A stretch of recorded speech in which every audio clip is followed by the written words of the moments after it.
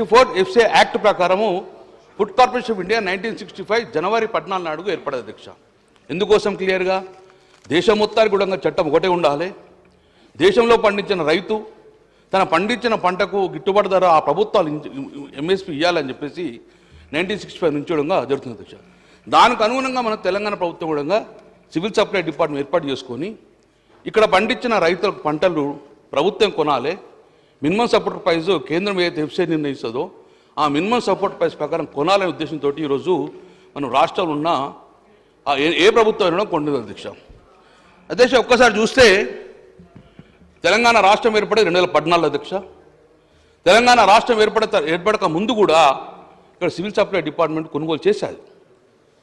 ఆ రోజు తెలంగాణ రాష్ట్రం నుంచి మొదటిసారి 2014 కన్నా ముందు రైతులు పండించిన పంటను ఆన్ రికార్డ్గా నేను చెప్తా అధ్యక్ష. 2014 ముందు ప్రభుత్వం ఎంత కొనుగోలు చేసిందంటే 24 లక్షల 2 మెట్రిక్ టన్ ధాన్యాన్ని మాత్రము రబీ కానీ ఖరీఫ్ కానీ కేఎంసీ అంటుంది అధ్యక్ష. ఆ కేఎంసీలో రబీ కానీ ఆ ఇయర్లో 24 లక్షల మెట్రిక్ టన్ ధాన్యం మొత్తం కొన్ని 2013-14 అధ్యక్ష. అంతకన్నా ముందు చూస్తే 14 లక్షలు 15 లక్షలు 16 లక్షల మెట్రిక్ టన్ ధాన్యం మాత్రమే కొనుగోలు చేసుకుంటూ వచ్చింది. దాని తర్వాత గౌరవ ముఖ్యమంత్రి అప్పుడు తొలి ముఖ్యమంత్రి కేసీఆర్ గారు ఈ యొక్క రైతులకు ఒక భరోసా కల్పించాలి అనే ఉద్దేశంతో ఎన్నో సంస్కరించుకు నమ్మకం కలిగించింది. దాని తర్వాత 2014 నుంచి ఒక్కసారి చూస్తే గణనీయంగా అధ్యక్ష గణనీయంగా పెరుక్కుంటూ వచ్చింది రైతులకు. ప్యాడీ ప్రొక్యూర్మెంట్ అనేది సివిల్ సప్లై డిపార్ట్మెంట్ గణనీయంగా పెరుక్కుంటూ వచ్చింది. భూమి పెరగలే కానీ పంట పెరిగింది. ప్రజలకు రైతులకు ఒక నమ్మకం ఏర్పడింది. తద్వారా అధ్యక్ష 2013-14లో 24 లక్షల మెట్రిక్ ధాన్యంగా ఉంటే నేను సివిల్ సప్లై మంత్రి ఉన్న అధ్యక్ష నాకు గర్వకారం చెప్తాను 2020లో 1,41,00,000 మెట్రిక్ టన్ ధాన్యాన్ని కొనుగోలు చేసిన అధ్యక్ష. ఇది ఆన్ రికార్డ్. ఇది సివిల్ సప్లై డిపార్ట్మెంట్ 1,40,40,00,000 ధాన్యం. అది ఎప్పుడు కరోనాలో అధ్యక్ష. కరోనాలో 1,40,40,00,000 మెట్రిక్ టన్ ధాన్యం కొన్నాం. దాని తర్వాత గణనీయంగా పెరుక్కుంటూ వచ్చి 1,30,00,000 1,20,00,000 ధాన్యాన్ని మనం కొనుగోలుచుకుంటూ అధ్యక్ష. నేను ఎందుకు చెప్తున్నా అధ్యక్ష అంటే భూమి పెరగలే కానీ రైతులకు నమ్మకం ఇది కేసీఆర్ మీద. తద్వారా రైతు బంధు ఇచ్చిండు నీళ్ళు ఇచ్చిందని చెప్పేసి అద్భుతంగా కూడా ప్యాడీ ప్రొక్యూర్మెంట్ చేసి ప్యాడీ చేయడం జరిగింది. ప్యాడీ పండించిన రైతులు పండించిన ధాన్యాన్ని కొనుగోలు చేసిన ప్రభుత్వము కేవలం తెలంగాణ ప్రభుత్వం వచ్చి భారతదేశం మొత్తంలో 2 పంటలు ఉన్నది కేవలం తెలంగాణ ప్రభుత్వం, అది కేసీఆర్ ప్రభుత్వం ఇచ్చారు. సార్ అధ్యక్ష 2024లో 2023-24లో ప్రభుత్వం మారిపోయింది. కాంగ్రెస్ ప్రభుత్వం వచ్చింది. 2023 వరకు 1,30,00,000 ధాన్యం 1,40,00,000 ధాన్యం కొనుగోలు సివిల్ సప్లైమెంట్ ఒకటేసారి స్విచ్ ఆఫ్ చేసినట్టు కాంగ్రెస్ ప్రభుత్వం రాగానే 47 లక్షలు పడిపోయింది అధ్యక్ష. మొన్న మీరు రికార్డు ఇచ్చింది. మొన్న 47 లక్షల మెట్రిక్ ధాన్యాన్ని కొనుగోలు చేసామని ప్రభుత్వం ప్రకటించింది. నేను ఒకటి ప్రభుత్వాన్ని రిక్వెస్ట్ చేస్తున్నా, 1,40,00,000 1,50,00,000 మెట్రిక్ ధాన్యం కొనుగోలు చేసి సివిల్ సప్లై డిపార్ట్మెంటు ఒకటే సంవత్సరంలో 40-50 లక్షల మెట్రిక్ టన్ ధాన్యం ఎందుకు పడిపోయిందో కారణాలు మీరు చెప్పడం బాధ్యత మీ ఉన్నది అధ్యక్ష. ప్రభుత్వం నమ్మకం లేదా? ఇక్కడ భూమి తగ్గిందా? తెలంగాణలో భూమి తగ్గిందా? రైతులు తగ్గించిండ్రా లేదా?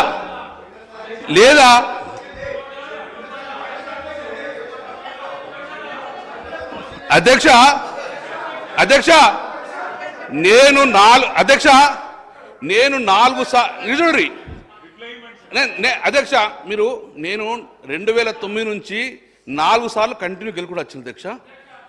నన్ను డిస్టర్బ్ చేయకూడదు అధ్యక్ష. నేను ఎప్పుడు ఇప్పుడు ఎవరిని డిస్టర్బ్ చేయలే. మీరు సభ ఆడాలి పెట్టా అధ్యక్ష. ఏమన్నా రిప్లై మాట్లాడండి, వారికి అవకాశం ఇస్తారు కదా అధ్యక్ష. నేను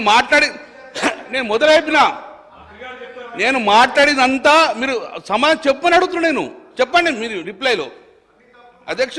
తప్పు మాట రిప్లై అయ్యింది. నేను రికార్డే చెప్తున్నా, ఆన్ రికార్డులో చెప్తున్నా. మీరు మంచిగా చెప్తా కదా. నేను అధ్యక్ష మీ ముందు నేను ఫిగర్స్ పెడుతున్నా అధ్యక్ష. ఫిగర్స్ తప్పైతే నన్ను అడిగినా. సో నేను ప్రభుత్వానికి కూడా ఎక్కుతున్నా ఈ 47 లక్షల మెట్రిక్ ధాన్యాన్ని మరి రాబోయే కాలంలో ఈ ఖరీఫ్లైనా పెంచే అవకాశం ఉందా? నేను ఎందుకోసం 47 లక్షలు అయిందని నేను అనుకుంటా. నా అనుమానం ఏంటంటే పండించిన పంటను సివిల్ సప్లై డిపార్ట్మెంట్ కొనలేదా? దళారు వ్యవస్థ మళ్ళీ వచ్చిందా? దళారు కొనుక్కపోయారా ఈ పంట, లేకుంటే సివిల్ సప్లై డిపార్ట్మెంట్ ఎందుకు కొనలేదు? కాబట్టి పంట తగ్గిందా, డిపార్ట్మెంట్ కొనుగోలు తక్కువైందా? ఒకవేళ అటువంటి దిగట సివిల్ సప్లై డిపార్ట్మెంట్ పకడ్బందీగా ప్రతి రైతు పండించిన ప్రతి క్వింటాల్ ధాన్యాన్ని కూడా మీరు కొనవలసిన బాధ్యత మీకు ఉందని చెప్పేసి నేను సమావేశంగా మీరు అడుగుతున్నా అధ్యక్ష. దీనికి ఆన్సర్గా గవర్నమెంట్ చెప్పాల్సి అధ్యక్ష. రెండోది అధ్యక్ష తెలంగాణ రాకముందు ఈ భూభాగంలో 30 లక్షలు మాత్రమే ఎకరాల్లో సాగు చేశారు. కానీ కేసీఆర్ వచ్చినాక అది 1,04,00,000 కోట్ల ఎకరాల గుణంగా వ్యవసాయం చేసిందంటే పంట ఎంత ఉంటుంది అధ్యక్ష. రెండో అధ్యక్ష,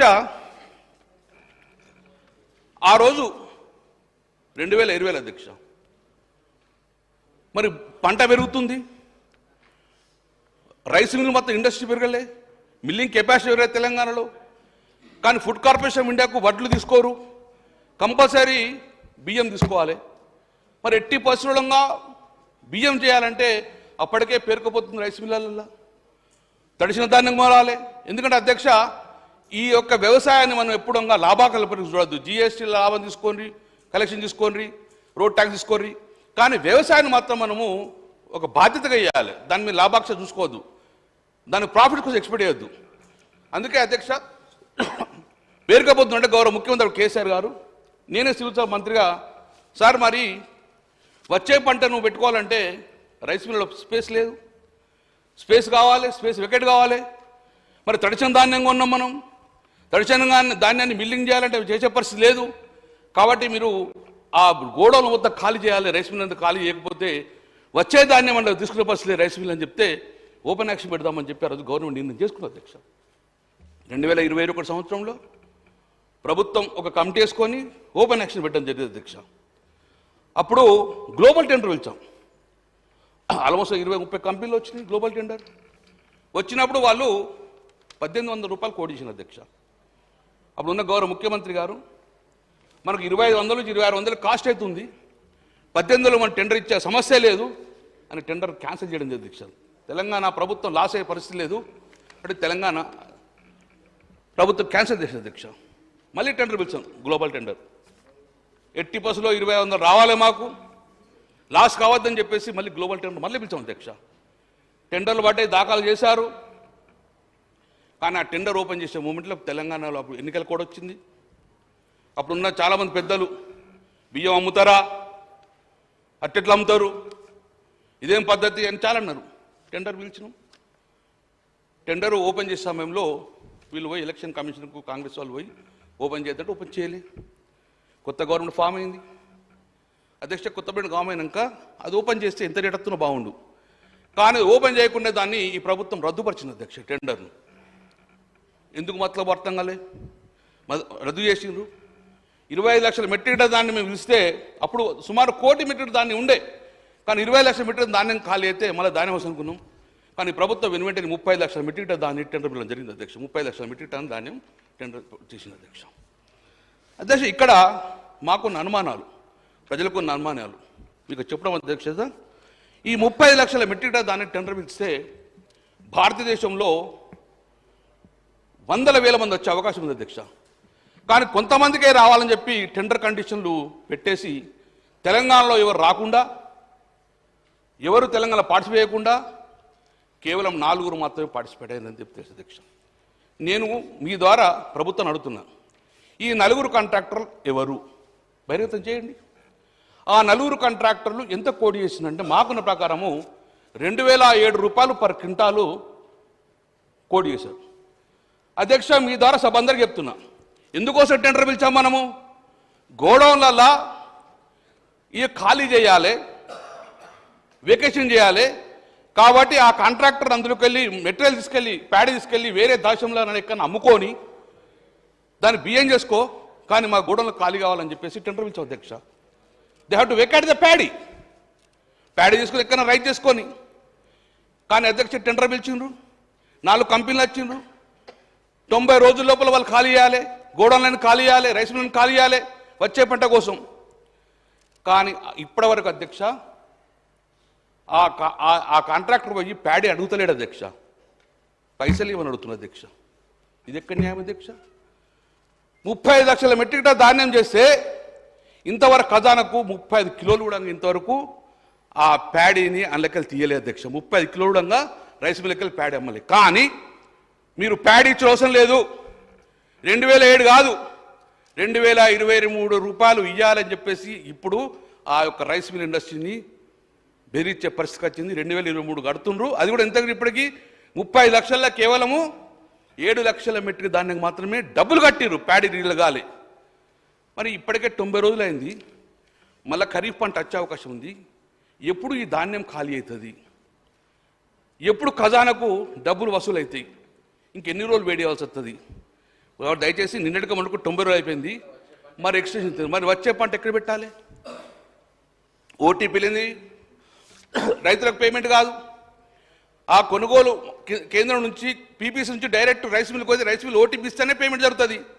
మరి రైస్ మిల్ వారు తీసుకోకపోతే ఎక్కడ ఉంటుంది? కాబట్టి అధ్యక్ష, ఈ యొక్క 2007 నుంచి 2223 పడితే సుమారు 220 రూపాయలు ఒక్కొక్క క్వింటాల మీద 30 అంటే సుమారు 750 కోట్ల రూపాయలు ఏమైందో ఈ సభకు చెప్పాల్సిన బాధ్యత ప్రభుత్వం ఉంది అధ్యక్ష. ఖజానా మరి ఖజానా కట్టుండి, గవర్నమెంట్ కట్టండి, అదే చెప్పండి, అదే చెప్పండి.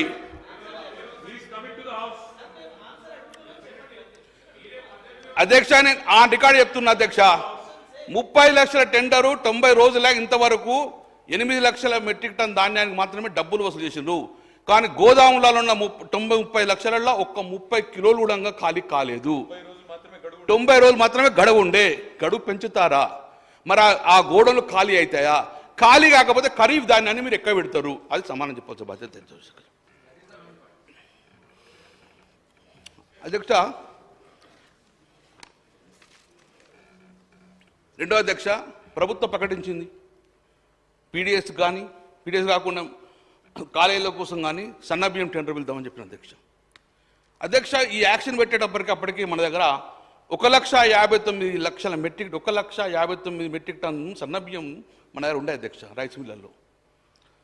ఆ 1,59,000 మెట్రిక్ టన్ ధాన్యాన్ని పండించి మరాడిచ్చి ఆ సన్నబియ్యాన్ని గిట్ట మనం హాస్టల్కి ఇస్తే మ్యాక్సిమం 32 నుంచి 35 రూపాయలు, కానీ ఎక్కువ కాదు అధ్యక్ష. ఆ ధాన్యాన్ని ఆ నలుగురికి అమ్మేసిండ్రు. మళ్ళీ వాళ్ళతో టెండర్ పెడితే వాళ్ళు 56 రూపాయలు కొనాలి అధ్యక్ష. 57 రూపాయలతో మనం కొనాలి. ఇక్కడ గమ్మత్తైన విషయం చెప్పాను అధ్యక్ష. ఎవరైతే నలుగురు రైసు ప్యాడీ కొంటున్నారో వాళ్ళకే ఈ సంస్థ వచ్చింది అధ్యక్ష. అంటే వాళ్ళకే మనం 2,000 రూపాయలకు అమ్మాలి, వాళ్ళ గురించి 50 రూపాయలు కొనాలి. ఏంది అధ్యక్ష ఇది? ఎవరి సొమ్ము అధ్యక్ష ఇది?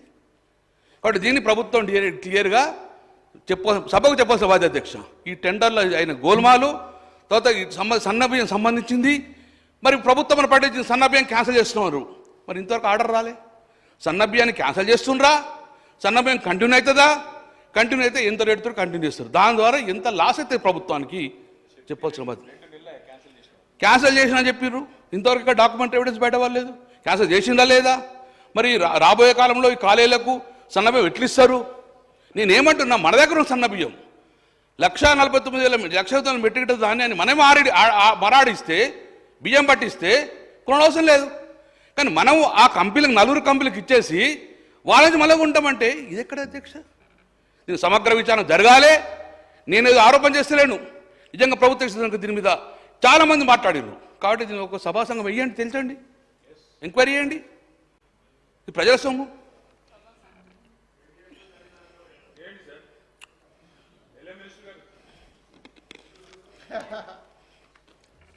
రెండవ అధ్యక్ష, మీ మేనిఫెస్టో క్లియర్ అయిపోయింది అధ్యక్ష. అందరూ అడిగింది మళ్ళీ అడుగుతున్నా. ఛత్తీస్గఢ్ లాగా మేము ఇస్తాం, వరికి బోనస్ ఇస్తామన్నారు అధ్యక్ష. మొన్నటికి ఇవ్వలే. నేను ఎక్స్పెక్ట్ చేస్తున్నా వచ్చే ఖరీఫ్ నుంచి 500 రూపాయలు బోనస్ ఇవ్వని చెప్పి నేను కోరుతున్నా. మీరు ఎక్కడంగా సన్నమని చెప్పలే, దొడ్డ అని చెప్పలే, అన్ని రకాల పంటలకు అన్నారు. I have your manifesto. Me manifesto ఉన్నది, మీకు ఇస్తాం అధ్యక్ష. మీరు మేనిఫెస్టో అండి, అన్ని రకాల పంటలకు. ఇంకేమన్నారు? ఛత్తీస్గఢ్ లాగా ఇస్తామన్నారు. ఆ బోనస్ 500 రూపాయలు ఇస్తా అన్నారు. ఇయ్యని కోరుకుంటున్నా, ఖరీఫ్కి ఇవ్వండి. ఎందుకంటే చాలామంది ఉండగా దానికి డిపెండ్ అవుతారు అధ్యక్ష. ఇక మీకు రేషన్ కార్డ్స్ పోయే ముందు అధ్యక్ష, గ్యాస్ సబ్సిడీ గురించి మీరు చెప్తున్న మహాలక్ష్మి అధ్యక్ష. ఈ రాష్ట్రంలో 1,20,00,000 గ్యాస్ కనెక్షన్ అధ్యక్ష. 89 లక్షలకే ఇస్తారా రేషన్ కార్డులకు? మరి మిగతా 40 లక్షల మందికి ఏం చేస్తారు? సబ్సిడీ, అది అన్లోడ్ సబ్సిడీ. అర్హులు ఎప్పుడు మీరు రేషన్ కార్డు ఇవ్వాలి, అందుకే రేషన్ కార్డుకి వస్తున్నాయి. అందుకే మీకు చెప్తా అన్ని చెప్తా అధ్యక్ష. నేను ప్రతి సమావేశంకి వచ్చినప్పుడు నేను ఎక్కడ కామెంట్ ఎక్కడ కూర్చున్నా అధ్యక్ష. నేను మాట్లాడినా 4 సార్లు కంటిన్యూ గెలుచుకుంటా అధ్యక్ష. బహుశా నాతో పాటు కొంతమంది ఉండవచ్చు ఇక కామెంట్ ఇస్తున్నా అధ్యక్ష. నేను చెప్తున్నా కరెక్ట్ రికార్డ్ చెప్తున్నా అధ్యక్ష. రేషన్ కార్డు మెయ్యరనగా మేము రికార్డు చెప్తాం అధ్యక్ష. అధ్యక్ష అధికారంలో రాగానే రేషన్ కార్డు ఇస్తామని అధ్యక్ష. నాకు తెలిసిన ఒక 10 మంది మంత్రులు త్వరలో రేషన్ కార్డ్స్ అన్నారు. ఈ త్వరలో ఎప్పుడు వస్తుంది ఒకసారి చెప్పండి మీరు గుర్తు అధ్యక్ష. త్వరలో రేషన్ కార్డ్స్ ఇస్తున్నాం. చెప్తా నేను అధ్యక్ష. త్వరలో రేషన్ కార్డ్స్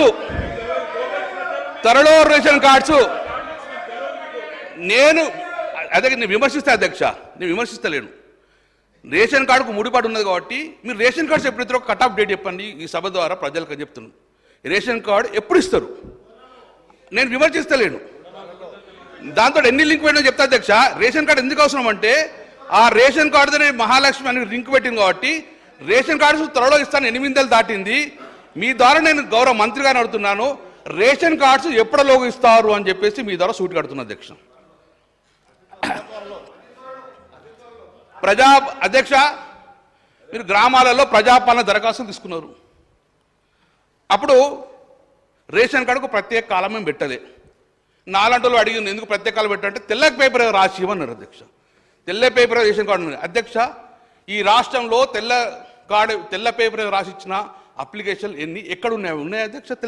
తెల్ల కార్డు ఉన్నాయా? ఇప్పటి వరకు ఆ తెల్ల కాగితాలు ఎక్కడున్నాయో ఆ భగవంతుని తెలియదు. మీరు ఇచ్చిన ఆ ప్రజాపాలన అప్లికేషన్లో వైట్ రేషన్ కార్డు కూడా కాలం లేదు అధ్యక్ష. ప్రభుత్వం వచ్చి 8 నెలలు అధ్యక్ష. మీ సేవ ఓపెన్ చేయండి అధ్యక్ష. పోర్టల్ ఓపెన్ అయిందా రేషన్ కార్డు కోసం? మీరు ఇచ్చే ఉద్దేశం అధ్యక్ష. మీ సేవలా ఇప్పటి కూడా చేయండి. పేద ప్రజలు పోయి అక్కడ ఆన్లైన్ కొడితే పోర్టల్ బంద్ ఉంది అధ్యక్ష. మీరు పోర్టల్ బంద్ ఉన్నాక ఎట్లా రేషన్ కార్డు ఇద్దా అధ్యక్ష? రేషన్ కార్డు ఏవట్టి మీరు 10 లక్షల మంది 11 లక్షల మంది మార్కెట్ పెరుగుతున్నాం. మేము ఎన్ని ఇచ్చామని చెప్తాం రికార్డు అధ్యక్ష. నేనేమంటున్నా, రేషన్ కార్డ్స్ ముడిపడి మీరు అన్ని పథకాలు పెట్టింది కాబట్టి దయచేసి తొందరగా పేద ప్రజలు రేషన్ కార్డ్స్ వెయిట్ చేస్తుంది కాబట్టి రేషన్ కార్డ్స్ ఇవ్వాలి. ఏ డేట్లు ఇస్తారో గౌరవం మంత్రిగా చెప్పాలని చెప్తున్నా అధ్యక్ష. రేషన్ కార్డు ఇచ్చితో పాటు మీరు ప్రకటించారు రేషన్ కార్డు ఉన్న ప్రతి ఒక్కరికి సన్నబియ్యం ఇస్తాం రేషన్ కార్డుల మీద అన్నారు. ఎప్పుడు ఇస్తారు సన్నబియ్యం? 8 మాసాలైంది. ప్రతి రేషన్ కార్డు 89 లక్షల కార్డ్స్ మీద ప్రతి రేషన్ కార్డు అంటే 2,81,00,000 యూనిట్స్ వారికి 6 కిలోల చొప్పున సన్నబియ్యం ఇస్తామని చెప్పిన మేనిఫెస్టోలో త్వరగా సన్నబియ్యం ఇచ్చే ఆలోచన పెట్టుకోమని చెప్పి ఇస్తామని మీరు చెప్పారు. ఇవ్వండి అధ్యక్ష. ఇంకోటి మీరు ప్రకటించారు ఒక చక్కెర ఇస్తారా, ఒక బియ్యమే ఇస్తారా? దాన్ని మేము రాగానే మల్టీపర్పస్ మినీ షాపింగ్ మాల్ లాగా పెడతాము, సూపర్ మార్కెట్ లాగా పెడతాం అధ్యక్ష. 8 రకాలు 9 రకాలు పెడతా అధ్యక్ష. నేను ఏమంటే కోరుకుంటున్నా వారికి చక్కెర, నూనె, సబ్బులు, పేస్టు అన్ని మినీ సూపర్ మార్కెట్ ఇవ్వాలని మీరు ఇవ్వండి అని కోరుకుంటున్నాను. నేను మీరు ఇస్తా అన్నారు, ఇవ్వండి అని కోరుకుంటున్నాం అధ్యక్ష. రేషన్ షాప్ డీలర్ నేను శ్రీరావు గారు మీరు రాక మొదలు చెప్పాను. నన్ను సూచన తీసుకొని విమర్శలు తీసుకోకండి. మీరు రాసుకొని ప్రభుత్వం చెప్పండి మీ ద్వారా అధ్యక్ష. రేషన్ షాప్ డీలర్ అండు రెచ్చగొట్టుడు, మీకు గింతేనా పర్సెంటేజ్? మీరు రాగానే ఇది తెస్తాం, మీకు గౌరవ వేతనం 5,000 రూపాయలు ఇస్తామన్నారు. ఇవ్వండి గౌరవ వేతనం, మేము కోరుకుంటున్నాం. మా ద్వారా ప్రజలు ఉంటారు కదా, మీరు రేషన్ కార్డుకు గౌరవం ఇస్తారో ఎప్పుడు ఇస్తారో చెప్పండి. మీరు బోనస్ మీరు వాళ్ళకి ఒక కమిషన్ ఇస్తున్నారు, మేము 700 పెంచండి, సంతోషపడతాం. మేము కోరుకుంటున్నాం మీరు ఇచ్చిన హామీలు ఇవ్వమని చెప్పి అధ్యక్ష. తెలంగాణ రాష్ట్రం ఏర్పడిన తర్వాత కేంద్ర ప్రభుత్వంలో అప్పుడు ఇమ్మీడియట్గా మోదీ గారి ప్రభుత్వం వచ్చింది అధ్యక్ష. ఇక్కడ అన్ని అంచనాలు ఆంధ్రప్రదేశ్ తెలంగాణ విడిపోయినప్పుడు కేంద్ర ప్రభుత్వం ఒక నోటీస్, కేంద్ర ప్రభుత్వం పరిధిలో ఉంటుంది అధ్యక్ష. ఈ రాష్ట్రంలో బీదలు గింతే కాబట్టి నేషనల్ ఫుడ్ సెక్యూరిటీ కార్డు ఇంతకన్నా ఎక్కువ ఇయ్యమని చెప్పేసి ఆ రోజు కేంద్ర ప్రభుత్వం ఒక్కొక్క లెటర్ ఇచ్చింది అధ్యక్ష. 54,45,650 కార్డ్స్ మాత్రం ఇవ్వదు, ఇంతకన్నా ఎక్కువ పేదలు లేరు మీ దగ్గర అని చెప్పేసి కేంద్ర ప్రభుత్వం ఇన్ని రేషన్ కార్డ్స్ ఇవ్వమని చెప్పింది అధ్యక్ష. మేము చెప్పినాం, మా గౌరవ ముఖ్యమంత్రి గారు ఇంతమంది రైతులు ఇంతమంది పేదలు చాలామంది ఉన్నారు కదా అని మళ్ళీ లెటర్ రాసినాం. మాకు రేషన్ కార్డ్స్ పెంచండి, లేదు మేము పెంచమన్నారు. ఇప్పుడు గౌరవ ముఖ్యమంత్రి కేసీఆర్ గారు మీరే ఇచ్చేది మా ఆర్థిక పరిస్థితి ఉన్నది కాబట్టి మేమే వాళ్ళకి కార్డ్స్ ఇస్తామని చెప్పేసి నేషనల్ ఫుడ్ సెక్యూరిటీ కార్డుతో పాటు స్టేట్ ఫుడ్ సెక్యూరిటీ కార్డు అధ్యక్ష 35 లక్షలు ఇచ్చాం అధ్యక్ష. టోటల్ రాష్ట్రంలో 89 లక్షలు. అంటే మన జనాభా 3,70,00,000 అనుకున్న ప్రకారం 2,85,00,000 మంది రేషన్ కార్డ్స్ హోల్డర్గా మనం యూనిట్స్ ఇవ్వడం జరిగింది అధ్యక్ష. ఈ భారతదేశం యొక్క లేదు అధ్యక్ష, 85% అధ్యక్ష ఇవ్వడం జరిగింది అధ్యక్ష. మా అక్కలు అందరూ అంటున్నారు మీరు ఇచ్చిండ్రా రేషన్ కార్డ్స్ అధ్యక్ష. On record I'm telling, on record అధ్యక్ష. 2016లో 31,190 రేషన్ కార్డు ఇచ్చాం అధ్యక్ష. 1,41,41,892 లబ్ధిదారులు యూనిట్స్ అంటారు అధ్యక్ష. 2017 అధ్యక్ష నేను మాట్లాడి 2017లో 19,113 ఇచ్చినాం, 1,02,000 మంది. 2018లో 1,67,601 కార్డ్స్ ఇచ్చాం అధ్యక్ష. 2019లో 99,571. తర్వాత 2021లో ఉన్న రేషన్ కార్డు పెండింగ్ మొత్తం ఇవ్వమని చెప్పిన అధ్యక్ష గౌరవ ముఖ్యమంత్రి చేసినప్పుడు 3,11,025 ఒకటే సంవత్సరం ఇచ్చాం అధ్యక్ష. 8,70,000 మంది టోటల్గా 2022లో కూడా 18,970 అధ్యక్ష. తెలంగాణ ప్రభుత్వం వచ్చిన తర్వాత ఆ 30 లక్షలతో పాటు 6,47,479 రేషన్ కార్డ్స్ ఆ రికార్డు అధ్యక్ష. దాని ద్వారా 20,70,000 మంది లబ్ధిదారులకు అడిషనల్గా రేషన్ కార్డ్స్ ఇవ్వడం ఆ 30 లక్షలు కాక అధ్యక్ష. ఒకవేళ అధ్యక్ష నేనేమన్నా తప్పు చెప్పి ఉంటే గిట్ట మీరు సవరించండి. నా తెలిసిన ప్రకారం అయితే ఒక్క ఫిగర్ తప్పు చెప్పలేదు అధ్యక్ష. నేను సివిల్ సప్లై మినిస్టర్ ఉన్నాడు అని చెప్పి అధ్యక్ష. అధ్యక్ష చేస్తాం సార్, అది కూడా మీరే శాసిస్తారా స్పీకర్ చేతి కూడా అధ్యక్ష. నేను కంక్లూడ్ చేస్తాను అధ్యక్ష. టూరిజం అధ్యక్ష,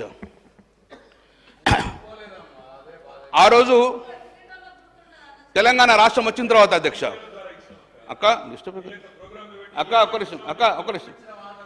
అధ్యక్ష.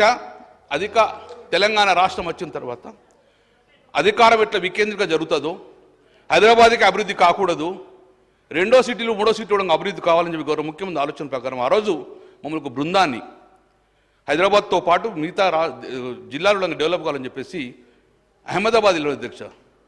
ఒక గొప్ప ప్రాజెక్టు అక్కడ రివర్ ఫ్రంట్ ప్రాజెక్టు మనం తీసుకోవడం జరిగింది అధ్యక్ష. సబర్మతి రివర్ ఫ్రంట్ అని మురికి నాళాలు మొత్తం అద్భుతంగా టూరిస్టు స్పాట్గా ఇచ్చిన అధ్యక్ష. అది ఎక్కడ సాధ్యమవుతుందంటే పెద్ద పెద్ద నగరాలకు ఆనుకున్న డ్యాములు ఉంటే గిట్ట సాధ్యమని చెప్పి మొదటిగా పైలట్గా కరీంనగర్లో మానేరు డ్యాంలో పక్కకే ఉంటుంది అధ్యక్ష. ఇక్కడ మానేరు రివర్ ఫ్రంట్ అని ఒక గొప్ప ప్రాజెక్ట్ తీసుకున్నాం అధ్యక్ష. బడ్జెట్ ఆ రోజు 450 కోట్లు ఇరిగేషన్ తీసుకున్నాం అధ్యక్ష. ఇమీడియట్ దాంతోపాటు 450 ఇరిగేషన్తో పాటు 100 కోట్ల రూపాయలు టూరిజం ద్వారా తీసుకున్న అధ్యక్ష. అద్భుతంగా డెవలప్ చేయాలని ఉద్దేశించి గౌరవ ముఖ్యమంత్రి డెలిగేషన్ మమ్మల్ని సౌత్ కొరియా కూడా పంపడం జరిగింది అధ్యక్ష. సౌత్ కొరియా యోసలో విన ప్రపంచంలో ఎక్కలేని అద్భుతమైన ప్రాజెక్ట్స్ ఉన్నాయి కాబట్టి దానికి అనుగుణంగా ప్రాజెక్ట్ తీసుకున్నాక 100 కోట్ల నిధులతోటి స్టార్ట్ చేసిన అధ్యక్ష. ఆల్మోస్ట్ 470 కోట్ల రూపాయలతో చూడంగా రిటర్న్ వాల్స్ కట్టినాం అధ్యక్ష. ట్యాంక్ ఇచ్చినాం. 100 కోట్లతో టెండర్ పిలిచిన అధ్యక్ష. పనులు జరుగుతున్నాయి అధ్యక్ష. స్టార్ట్ అయింది. ఇమ్మీడియట్గా ఆ పనులు ఆగిపోయినాయి అధ్యక్ష.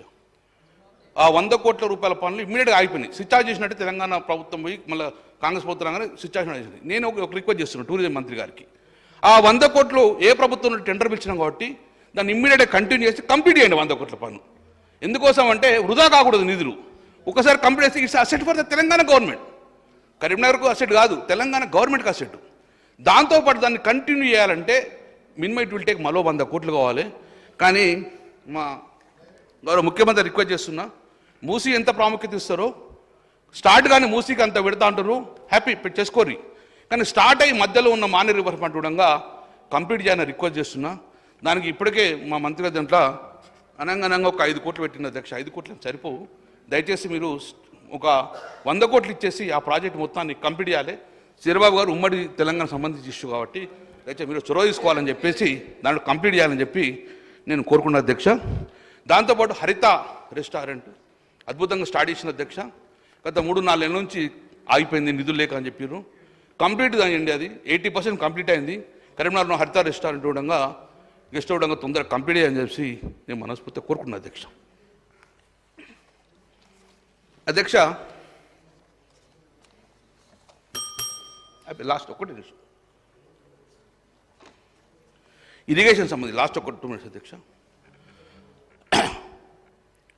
తెలంగాణ రాష్ట్రం వచ్చింది కేసీఆర్ గారు ఎస్ఆర్ఎస్పి భూభాగం ఎస్ఆర్ఎస్పి పరివాహక ప్రాంతంలో సరిపోదు ఈ నీళ్ళు అని చెప్పేసి భూభాగం బీడుపడ్డుతన్ని కూడా వ్యవసాయ భూములను బీడు పోసుకుంటారు, బీడు ఉండద్దని చెప్పేసి బీడు భూములు దున్నాలని చెప్పేసి కాళేశ్వర జలాలు తీసుకొచ్చిన అధ్యక్ష. తద్వారా మా కాన్స్టిట్యూన్స్ కానీ మా జిల్లా కానీ బీడు భూమి లేదు అధ్యక్ష. బీడు భూములు దున్నరు, గుట్టాలు దున్నుకొని అద్భుతంగా భూమికి మరింత పంట పండిన అధ్యక్ష. మొన్న చూస్తే బాధ అనిపించింది అధ్యక్ష. కాళేశ్వర జలాలు రాలేదు, నీళ్ళు ఎత్తిపోయలేదు, రిజర్వులను ఎండిపోయినాయి, రిజర్వులు మొత్తం ఎండిపోయినాయి. తద్వారా ఇరిగేషన్ మొత్తం లేకడం వలన రైతాంగం కుదేలయ్యే పరిస్థితి వచ్చింది అధ్యక్ష. నేను రిక్వెస్ట్ చేసిన అధ్యక్ష మీ ద్వారా, ఎలాగైతే కాళేశ్వర జలాలు గతంలో మానేరు రిజర్వాయర్ నింపారో, మిడ్ మానేరు నింపారో, తద్వారా గ్రౌండ్ వాటర్ టేబుల్ పెరిగింది, తద్వారా మనకు ఫ్లడ్ ఫ్లో కెనాల్ పెరిగింది, దాంతో వ్యవసాయం పెరిగింది. కాబట్టి యథావిధిగా ఆ నీళ్లు లిఫ్ట్ చేసి మిడ్ మానేరు కానీ ఎల్ఎండి నింపితే తద్వారా సాగునీటికి కానీ తాగునీరుకి కానీ ఎలా ఇబ్బందులు ఉంటాయి. కాబట్టి ప్రభుత్వాన్ని బేషజాలుకోకుండా మా మీద కోపంటున్నాయి, కానీ రైతుల ప్రేమ ఉంచే ప్రయత్నం చేయమని చెప్పేసి నేను మనస్ఫూర్తిగా మీ ద్వారా మమ్మంతా కోరుకుంటాను. కాబట్టి దయచేసి ఈ సమయం ఇచ్చినందుకు నేను మళ్ళీ ఒకసారి చివరి కూడా చెబుతా అధ్యక్ష, నేను ఏదైతే నేను ప్రజల పక్షాన మాట్లాడినో దానికి సమాధానం మీరు కంపల్సరీ ఇప్పించాలని చెప్పేసి ఈ యొక్క ప్యాడీకి సంబంధించిన కానీ రేషన్ షాప్లకు సంబంధించి కానీ ప్రభుత్వం సమాధానం రావాలని ఎక్స్పెక్టేషన్ ఉందా. డెఫినెట్గా ఒకవేళ నేను చేసిన తప్పదే గిట్ట ప్రభుత్వమే సభాసంగం వేసి దాని మీద ఎంక్వైరీ చెప్తున్నాను. Thank you very much. Vakati Shri గారు.